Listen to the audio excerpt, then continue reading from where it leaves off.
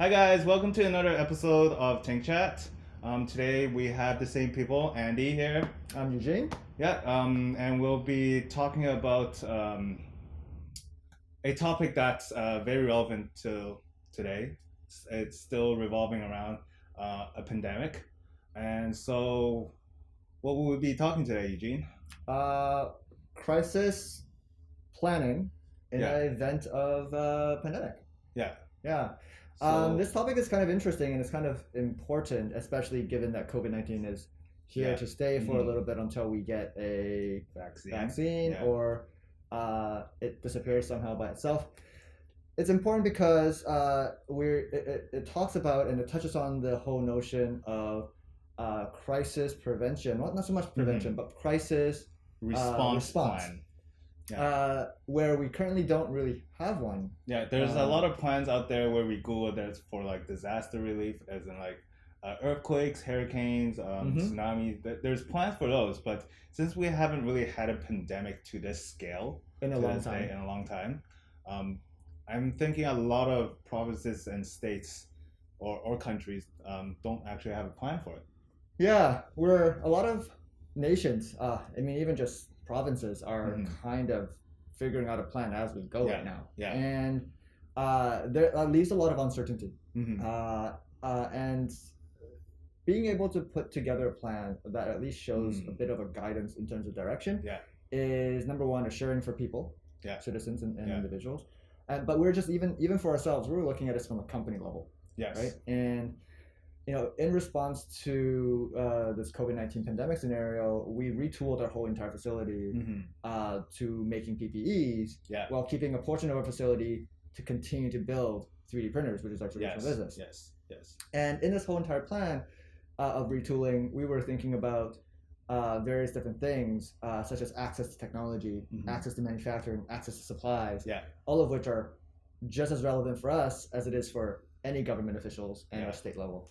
And what we realized is as we were setting up the EPC, so the Education Production Consortium, is that these 3D printers that we've sold into schools are publicly funded technologies. Yes. Which means that they, in a moment of notice, can be turned on, assuming that there's a plan in place. Yeah, but what we saw in BC was there wasn't a plan in place, and literally all these machines were sitting at schools doing nothing. So we thought that we would come up with the EPC where we can gather all these public funded machines together. Well, not together in one place, but allow people to go in and run them to help with the efforts. Yeah. So access to technology in a moment where there is no supplies for PPE is huge. And we've seen in this world that we're living in today that 3D printers have made a huge dent in getting these bridge PPEs to people. When I say bridge PPEs, things that can be manufactured and printed in a short amount of time, but can be deployed really, really quickly. Yes. And you brought up a good point, Andy, which is that we don't actually want all of the machines to come to us. We actually want these things to be in its individual little pockets so that the manufacturing is decentralized.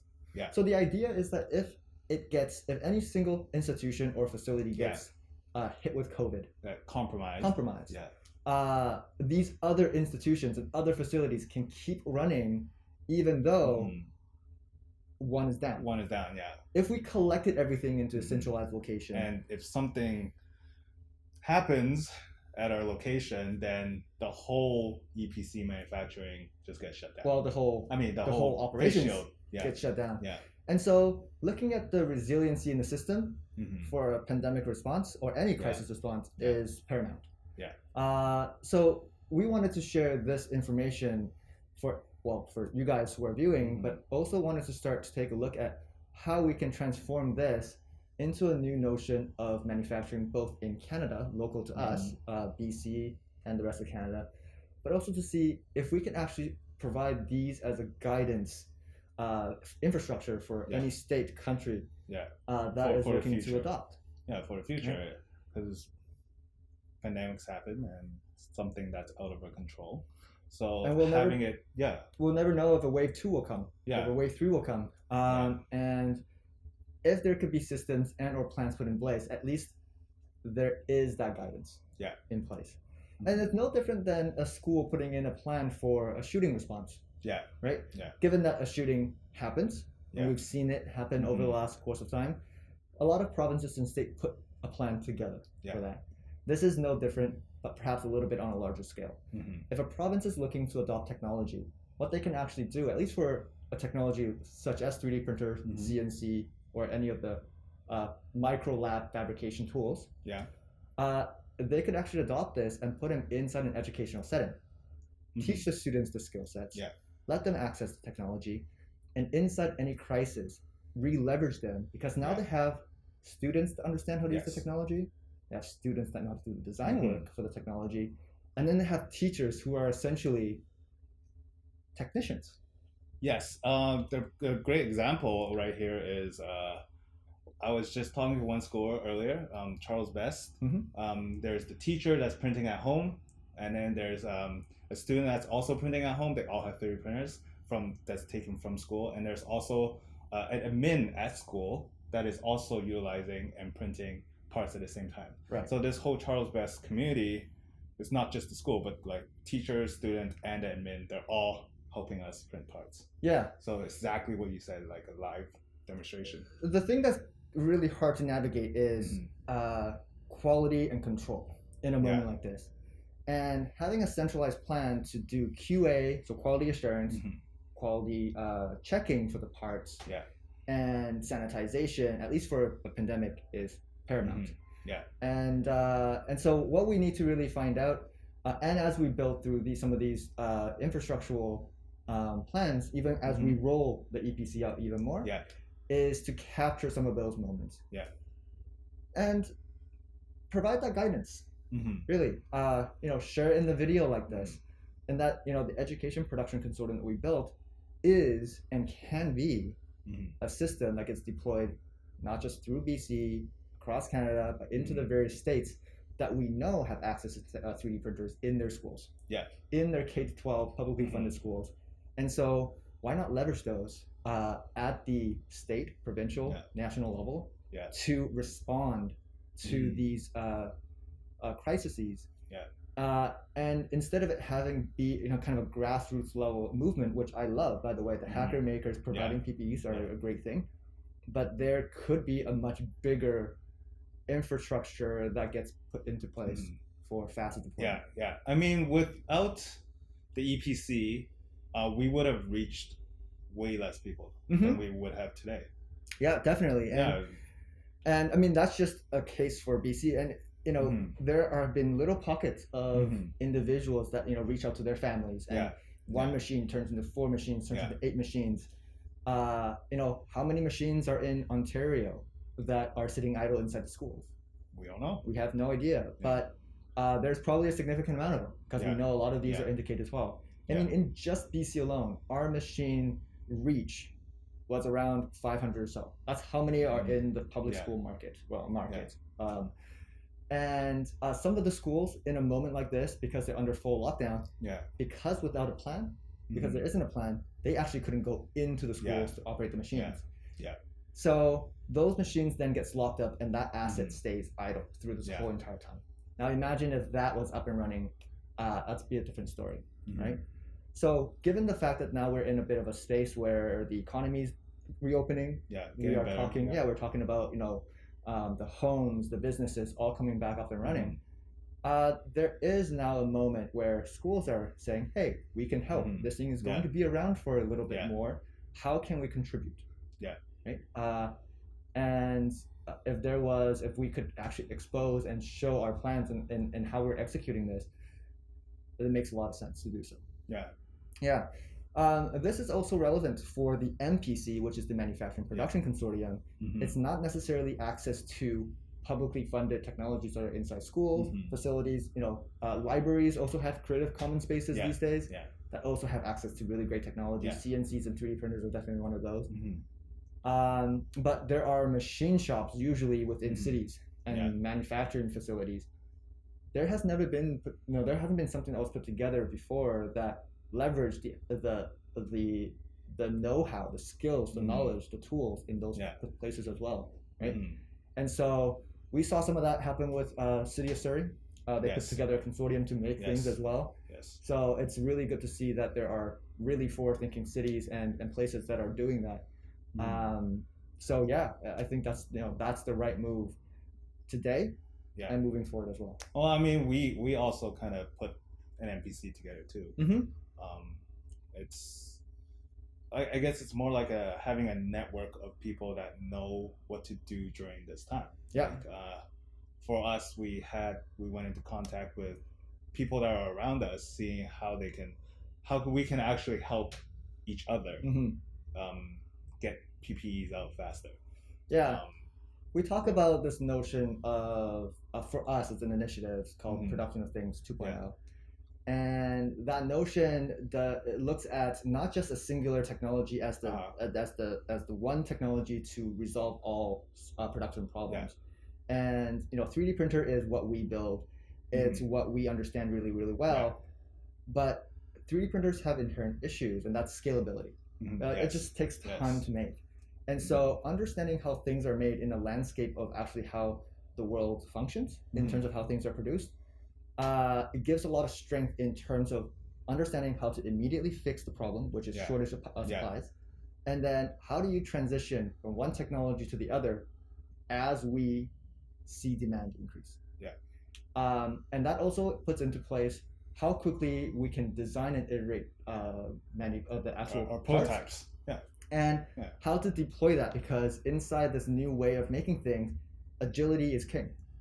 Yeah. Right? Especially inside a pandemic, agility is king. Yeah. The faster you can make it, the faster you can get it to people that are in need of it, and more lives that you can save. Yeah. So, it's a combination, this notion of this initiative, at least for a Production of Things 2.0, is the combination of design thinking, agile deployment, transitioning over to mass production as needed based on the demand that's on the market. Yeah. And part of that equation requires access to tools, access to really great partners, and access to people to understand how to make the design work happen. Well, so to take from an example for Tinkerine, we went through 9 iterations of face shields. Yeah, I mean the new one, face shield light. Yeah. That was probably 12 different iterations within like 2 days worth of time. And then just the year release too was, a couple dozen. And I think without this NPC, or I'm just calling it a network around us, without it, we wouldn't have been able to go through that many iterations at all, or even we'd probably be stuck, because then we don't have the materials. Yeah. We have a 3D printer that we can print, but there are still missing components that we needed. Yeah, you're right. It's the partners in supplies, raw materials. Yes. It's the people that are around, the cities that have reached out and helped.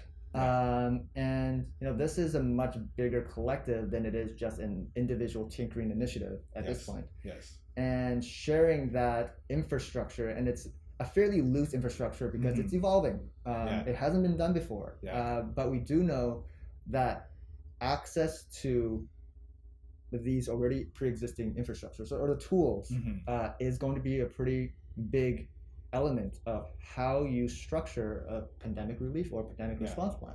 Yeah, it could range from a disaster to something that could be prevented right away. Yeah, and the thing that's really, really cool about this whole entire move that we did about the Education Production Consortium, and also tapping into the access of 3D printers, the 500 or so 3D printers that are in BC, is that when they're not in use, they're being used to teach and educate students. Yeah. Right? So now you're developing a group of really talented individuals that are eventually going to work their way into the professional market.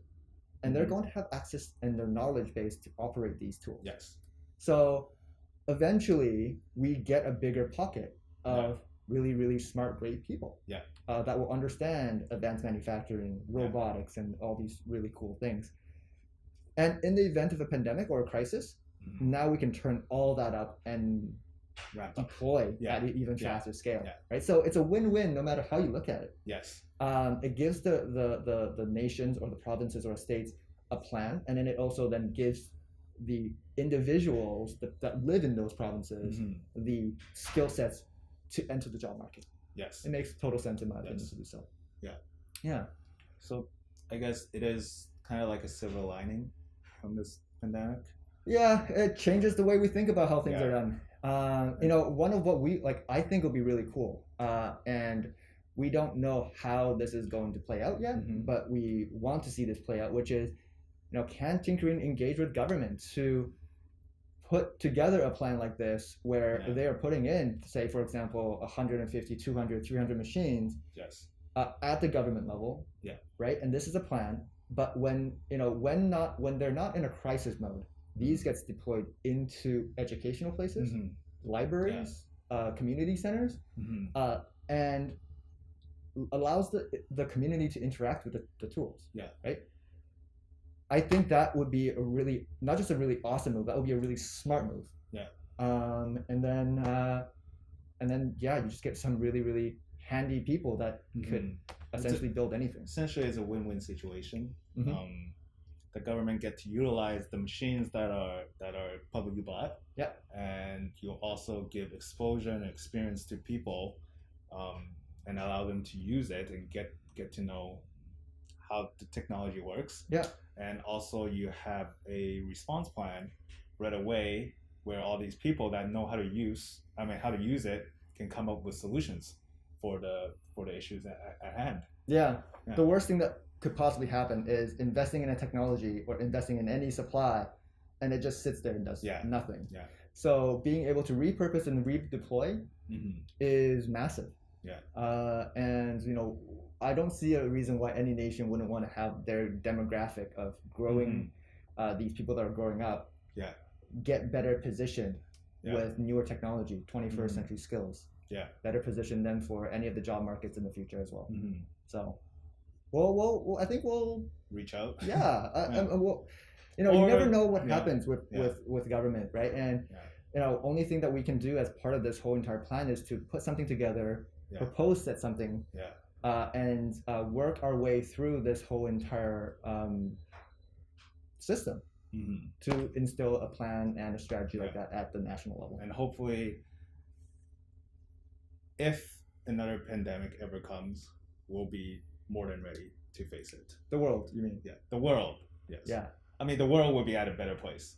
I think we've learned a lot from this last month or so. We've all kind of been running at 100%, burning the candle from both ends is a really good statement to sum everything up. And we're doing this because this makes sense for us. We want to do this. And we want to share it with everyone and just show them what Tinkerine and BC kind of achieved. All the different school districts. I mean, we're government. I don't think there is another initiative that has really tapped into an education-based consortium. And we don't want to hide this thing as our secret kind of strategy. We actually want to share it with the government, with the bodies within different states, and say, hey, this is something we did, and we think it's really, really successful. How can we help you guys? Also set something like that up in the long run. Because from my perspective and everyone else that's here, it is the right thing to do. So I hope that made sense. I hope that was able to shed some light into how we see a crisis response plan. It pertains a lot to our base, which is education. And I am extremely thankful for all the teachers that reached out and helped us, or even even the business people, people that work in the film industry, people that work in all these different areas that delivered on a day-to-day basis of parts that we needed to ramp up.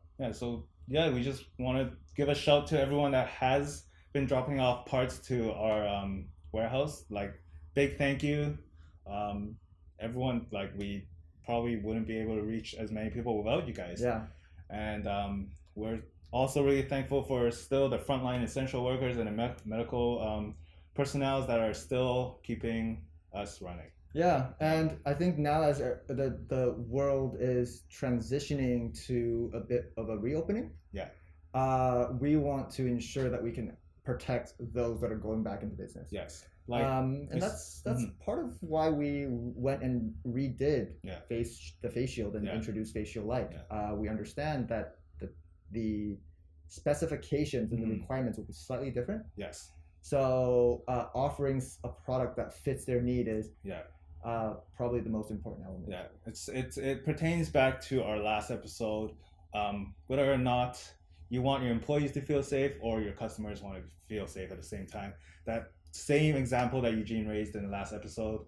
If you go into a supermarket that has PPEs, like their staff has PPEs and everything, versus a supermarket that doesn't, after this, which one would you feel safer in, right? Yeah. I'll still take the one with PPE. Yeah, especially after this whole thing. Yeah. So, well, I think we should get back to. It's really great to be able to share some of these. I know that we've been a little bit more inconsistent in releasing these, but we have just been. I said it, burning the candle on both ends, and sometimes it's really hard to. Find the energy after a long day's worth of work to make a video without us looking like we're about to fall asleep. Yeah. So I read some comments saying that we look super tired.